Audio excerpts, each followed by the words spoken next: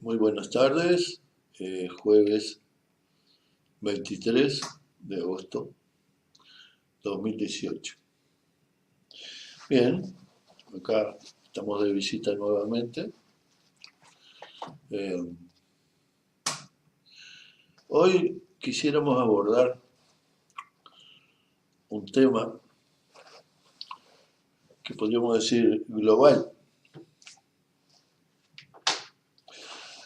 Eh, el tema de la geopolítica, o sea, de la política global del planeta, la política que llevan los seres humanos adelante en nuestro planeta. Esto pudiera parecer este, un poco fuera de lugar, desmesurado, eh, distintas opiniones. Es muy común escuchar va a hablar de la política en todo el planeta y los problemas nuestros siempre quedan relegados. Es muy común escuchar eso. Y nosotros vamos a rebatir esa, ese pensamiento y decir de que de la geopolítica depende nuestro diario vivir, el pan nuestro de cada día. Estemos en el punto del planeta en que estemos. Así es. Y necesitamos, por eso queremos charlar hoy de eso, necesitamos una visión global para comprender lo que nos sucede a nosotros, en nuestro país, en nuestra ciudad, en nuestro territorio, en nuestro barrio y en nuestra casa. Y bueno, y entonces por eso vamos a abordar esta charla que podríamos poner nombre, geopolítica. Eh, Bien, entonces está la humanidad en este planeta, está viviendo momentos de cambio. Ustedes dirán, bueno, pero los momentos de cambio fueron todos los momentos de la humanidad. Sí, es cierto. Pero en lo que se refiere a la geopolítica, hace 70 y algo de años, terminada la Segunda Guerra Mundial, quedó perfilada una correlación de fuerzas determinada entre los distintos países que le dio la hegemonía eh, en un mundo capitalista, vivimos en un mundo capitalista, a los Estados Unidos de Norteamérica. Y como en aquel momento existía un país que era antagónico en su modo de producir y de distribuir la riqueza y qué sé yo, que era la Unión Soviética, todos los primeros años de la hegemonía de los Estados Unidos estuvieron este, inevitablemente dirigidos a la confrontación con esa potencia antagónica. Ahora, pegando un salto de gigantes en la historia, vamos a hablar de el mundo después de la caída de la Unión Soviética, que hizo implosión, digamos. No cayó derrotada en el campo de batalla militar, sino que en un tema que no es el de hoy, eh, se destruyó como país en una forma que podríamos decir que no fue cruenta, dado la inmensidad del país y lo que estaba en juego. Por eso hablamos de una implosión. Pero entonces, desde esos años 90 del siglo pasado Han pasado veintitantos años y la potencia hegemónica, Estados Unidos, se encontró que lo que llamó un triunfo, el fin de la historia, decían algunos intelectuales que escribieron libros ante ese triunfo que decían que era del capitalismo frente a otro modo de producir y de distribuir que era el modo socialista. Quiere decir de que hubo modificaciones de todo tipo a nivel planetario, porque el campo de influencia geopolítica de la Unión Soviética quedó perdido con la desaparición de la Unión Soviética, obvio. Entonces, era el momento del triunfo del país hegemónico en el campo capitalista que era Estados Unidos. Ahora bien,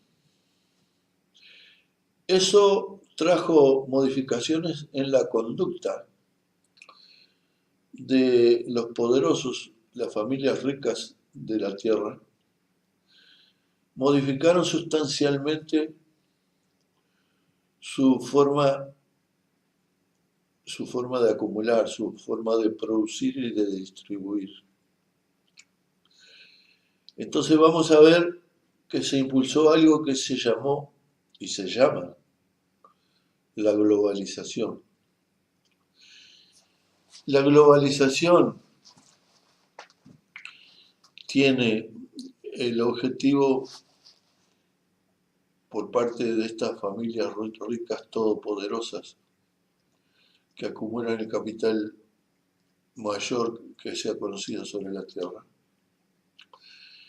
La globalización tiene por propósito borrar las jurisdicciones políticas de los países, o sea, generar un solo campo que la Tierra toda, el planeta todo, sin conocer jurisdicciones políticas, los distintos países, fuera un solo campo donde ellos pudieran regir la economía del planeta completo, sin encontrar esas resistencias nacionales históricas de los distintos países a el sometimiento económico y por lo tanto político. Entonces, los amos del mundo, que así los hemos llamado nosotros, se lanzan a una conquista y tienen como caballito de batalla una ideología o parte de una ideología denominada neoliberalismo, porque el liberalismo existió hace mucho tiempo y esta sería una nueva versión del liberalismo en donde no hay límites nacionales, no hay barreras nacionales, es el propósito de que no las haya, debo decir. Y se convierte el mundo entero en un solo campo económico donde los poderosos van a hacer su trabajo de saqueo, sin las resistencias nacionales. Ese es el propósito. Por eso el trabajo de difusión, de que los países tienen que tener las puertas abiertas, etcétera, etcétera. Todo un paquete ideológico que mediante los medios de difusión, propiedad de esas familias ricas, lo llevaron al mundo. Entonces, hasta la última persona en el mundo recibe ese bombardeo de ideas y termina afirmando que lo mejor y lo deseable es que un país tenga las puertas abiertas a las operaciones económicas de cualquiera, sin ningún tipo de barrera. Aranceles, impuestos, aduaneros. Bien. Entonces, esa política la llevan adelante, ahora sin la molestia de una potencia como la Unión Soviética por delante. Entonces hacen eh, grandes avances. Países que eran aliados de la potencia soviética pasaron inevitablemente a ser, estar en el campo de influencia de, nosotros decimos Estados Unidos, porque Estados Unidos para los amos del mundo ha significado su retaguardia, porque ahí tienen la industria de las armas, fundamentalmente, porque en algún lado la tienen que tener. Pero Estados Unidos no es ajeno al planteo de dominio, es un país más para los amos del mundo. Entonces vamos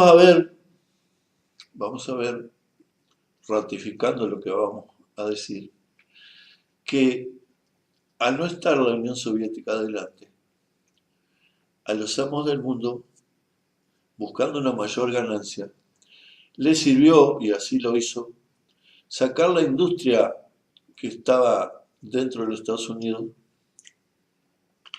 y llevarla a cualquier país que estuviera dispuesto a abrir sus puertas. Porque fuese lo que produjese, fuese lo que fuese, digamos, un ejemplo, automóvil, era mucho mejor producir automóviles en Brasil o en Indonesia que en Estados Unidos porque el costo operativo para producir ese automóvil era mucho menor en esos países. Entonces, hay ese avance aceleradísimo en estos pocos años de los amos del mundo que hacen una penetración profunda y un saqueo profundo en los distintos países. Bien, entonces la geopolítica era ese accionar de los amos del mundo a través de los países eh, que representaban su retaguardia. Entonces, ¿cuál es la retaguardia de los amos del mundo? ¿Cuál ha sido por muchos años? Estados Unidos y Europa, o sea, lo que históricamente fue el mundo desarrollado.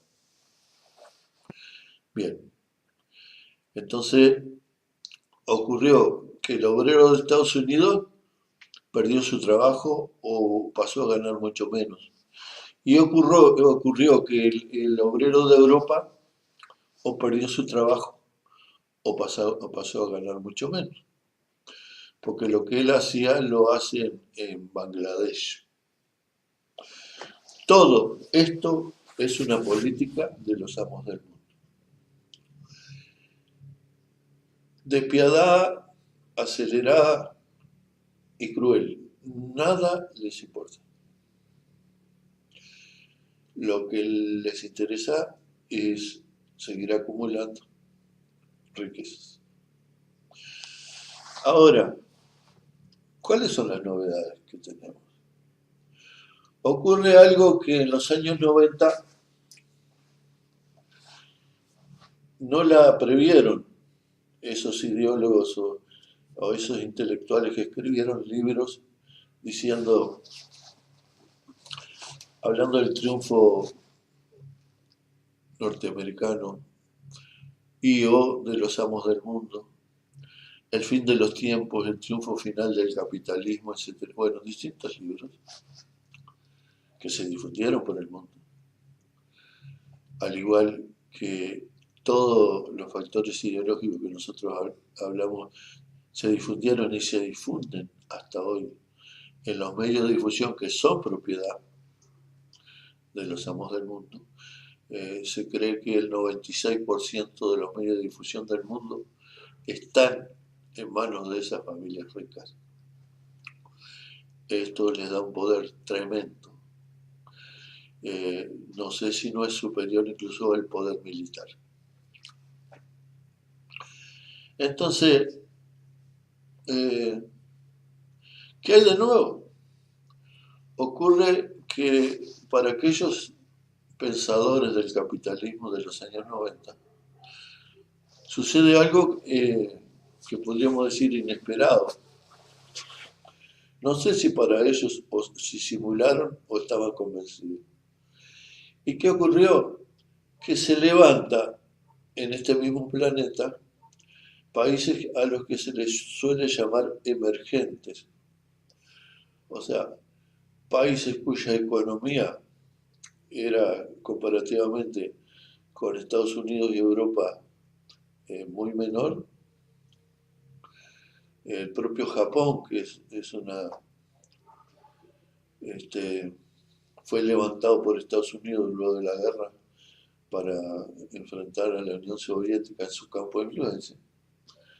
Entonces, tenemos que aparece, por ejemplo, el caso más notable en nuestros días, China, país emergente, se dice. India, país emergente, que en la carrera del desarrollo económico venía muy atrás de los históricos países desarrollados que conocemos, Estados Unidos y Europa. Entonces, llega un momento que hay una competencia económica que pone en riesgo el dominio mundial y global de las familias ricas, de los amos del mundo. Y estamos viviendo esos momentos porque, por ejemplo, tenemos un ejemplo práctico de lo que estamos hablando. Tenemos elecciones en Estados Unidos y gana Donald Trump. No hace tanto, no sé cuánto era, 3 años, ¿verdad? No sé, capaz que menos. Y Donald Trump es un millonario, pero no era el candidato de la familia rica. Era una candidata, la señora Clinton, la señora de Clinton, era la candidata de los amos del mundo. ¿Para qué? Para seguir con las políticas que venían aplicando ellos a través de los distintos gobiernos del señor Clinton, de Obama, y se esperaba que fuera ella, la demócrata, señora de Clinton, la ganadora, pero no. Ocurrió que un millonario se pagó su campaña electoral y la situación interna de Estados Unidos es tal que ganó con los votos, se dice, de los trabajadores, esos trabajadores que entraron en el campo de la pobreza. Entonces, se les complicó doblemente a los amos del mundo esa contienda con los países, con esa disputa en el plano económico, con esos países emergentes que estamos hablando. Se les complicó porque el presidente electo de los Estados Unidos llegó con un plan, según su manera de ver. Él, al lado de las familias ricas, dueñas del mundo, es un porotito, no es nada, a pesar de ser un millonario. Y él, en su campaña, habló de recuperar la industria, volverla otra vez para dentro de Estados Unidos, aquella que se había ido, fruto del esfuerzo de los ricos del mundo, y que Estados Unidos debía encarar a nivel internacional una política de paz, paz, la paz, no a la guerra, digamos. O sea, el programa que levanta va directamente contra los amos del mundo, que el sustento de su política a nivel universal era la industria de las armas y la guerra. La guerra para qué? Para someter a aquellos países que no querían tener las puertas abiertas según los planteos neoliberales. Entonces, para los amos del mundo hay un panorama complicado. Ustedes dirán, ¿qué me importa que los amos del mundo estén pasando algunas vicisitudes? El problema es qué voy a comer mañana. Bueno, pero esto que estamos hablando tiene que ver con lo que vamos a comer mañana. Bien, entonces tenemos que se levanta China como potencia económica,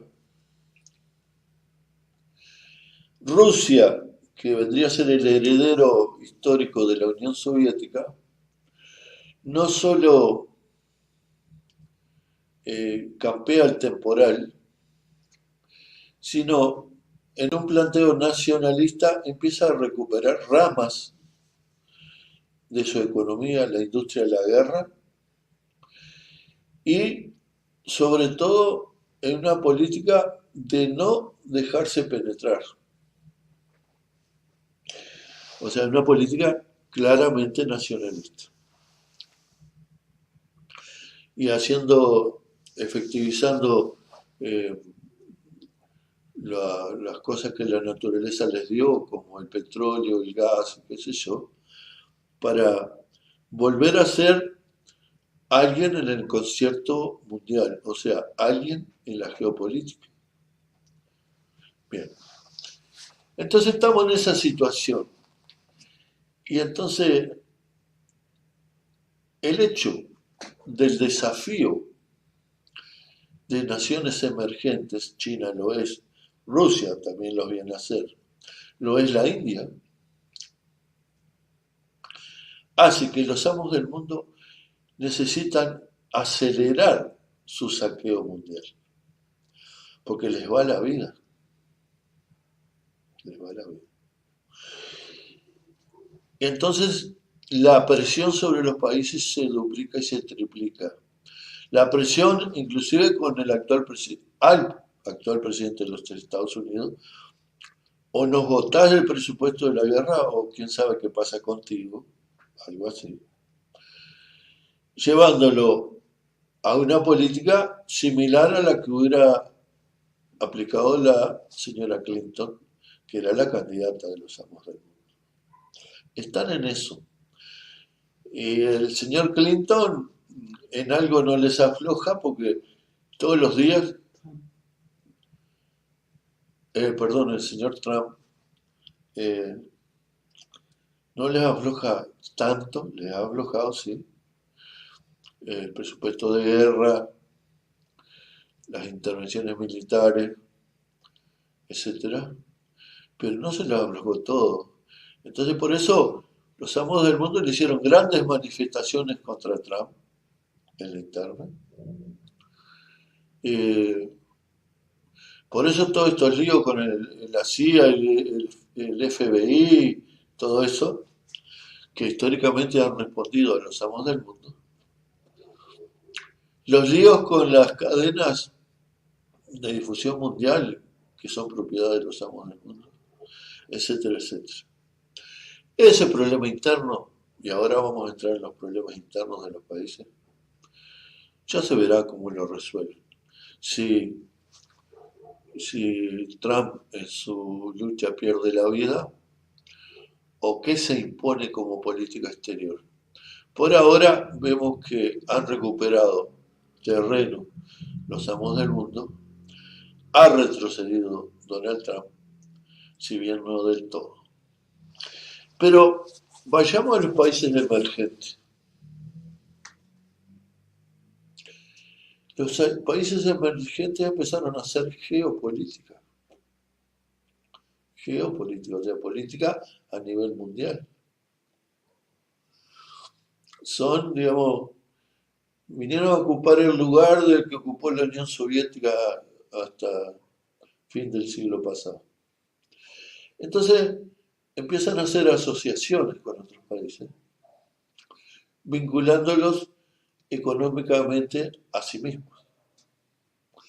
Entonces, por ejemplo, formaron algo que se llama el BRICS, que lo componen China, Rusia, India, Sudáfrica y Brasil. Brasil, nuestro Brasil. Porque juntos significan, no me acuerdo, pero no sé si voy a decir disparate, pero algo así como el 40% del PBI mundial. Si le erro, no le erro por tanto. Pero sí de significación. Y con la idea de levantar un polo de desarrollo y de influencia geopolítica distinto al tradicional de Estados Unidos y Europa, más Japón, distinto. Y así lo empezaron a llevar adelante. Hay otros proyectos. China empezó a encarar la ruta de la seda. Hay acuerdos asiáticos en distintos países.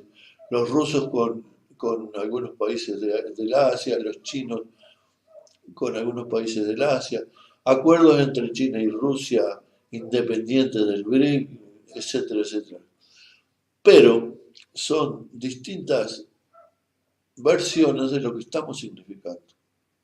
Se está haciendo geopolítica por fuera de los que han detentado la hegemonía en la geopolítica mundial de los años 90 para acá.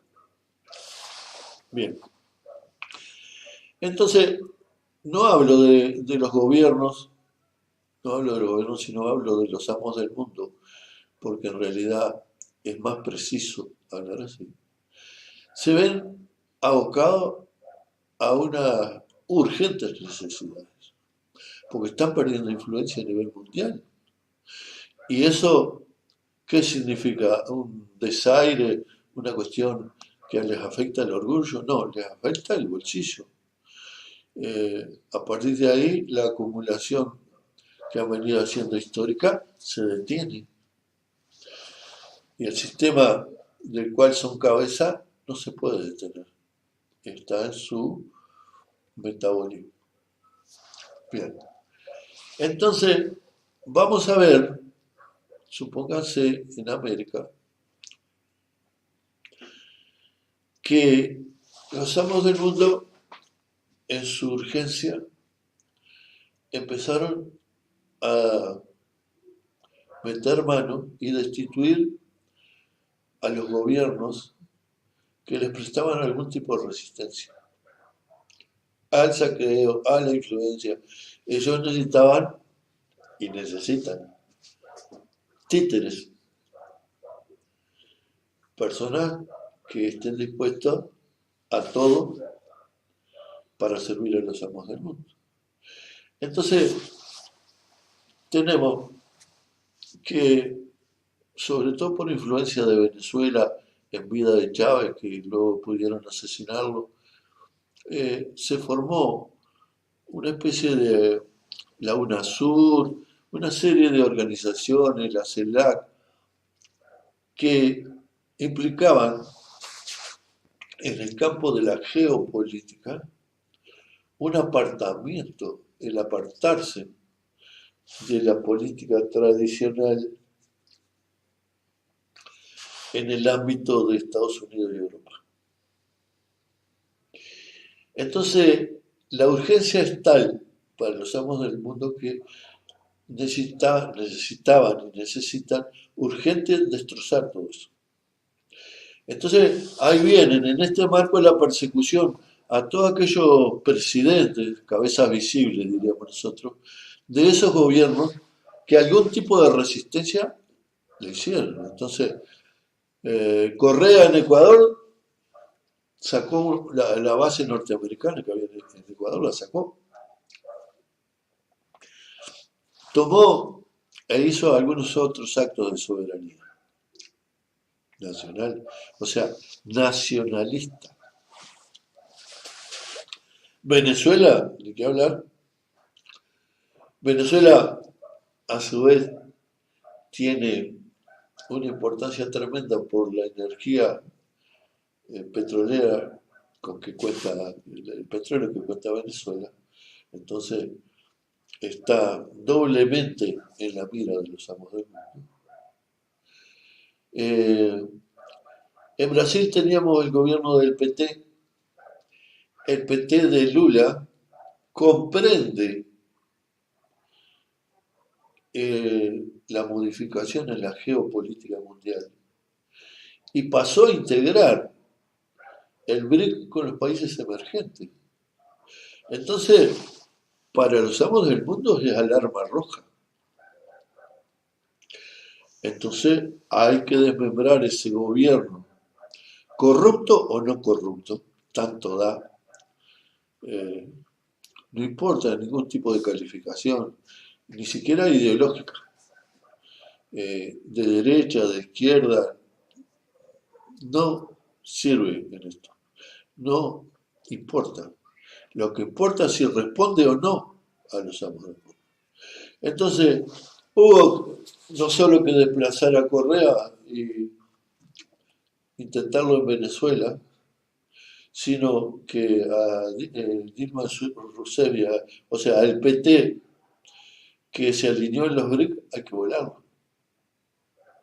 Porque necesitan saquear de una forma acelerada lo que se iba haciendo acompasadamente. En Argentina, el gobierno de los Kirchner significó eso, resistencias a la hegemonía en la geopolítica mundial de los amos del mundo.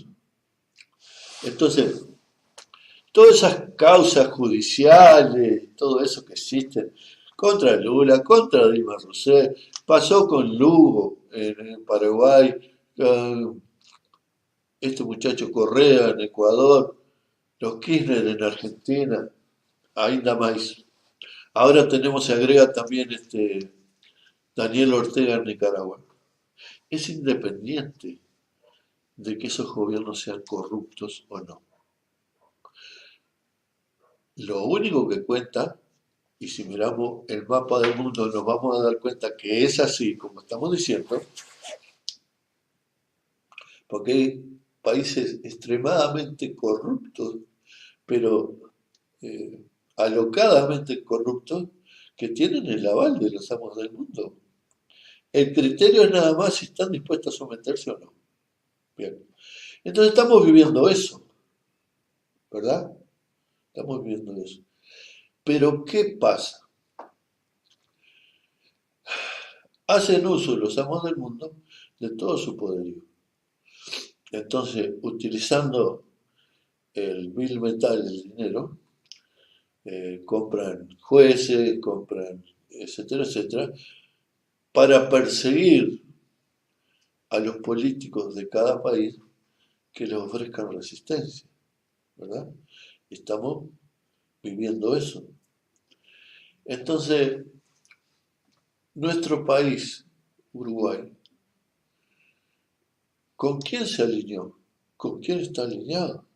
Bueno, entonces, eh, insistimos, para que se vea claramente que esto va más allá de lo que se dice ser ideológicamente, sino lo que se es en la práctica.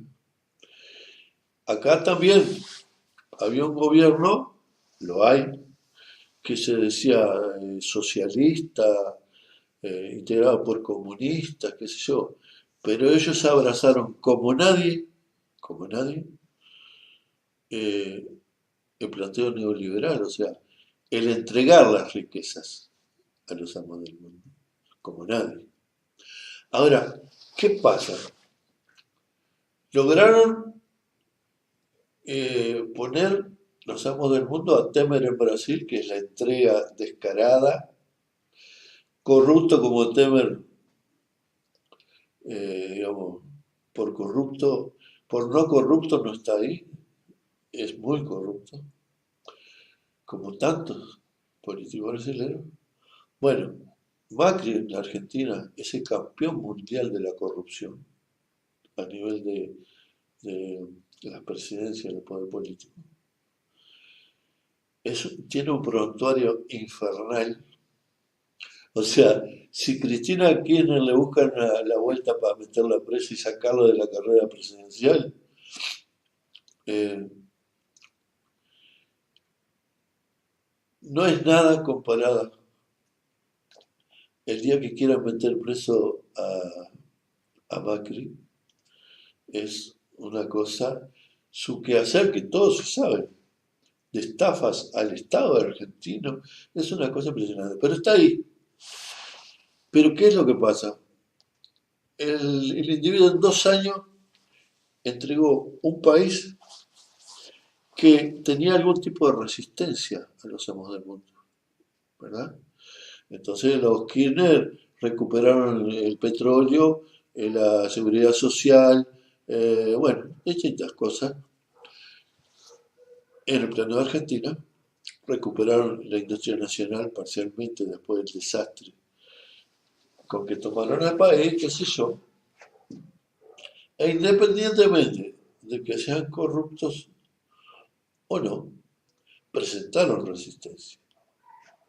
Entonces, tenemos que Macri asume con un gran papel en esas elecciones, porque lo votó el pueblo, de los medios de difusión, un gran trabajo de los medios de difusión, y asume Macri. Macri, tan aceleradamente como Temer, empieza a entregar lo que se había recuperado en la Argentina, aceleradamente. ¿Y qué es lo que pasa? Y esto es lo nuevo de nuestra situación.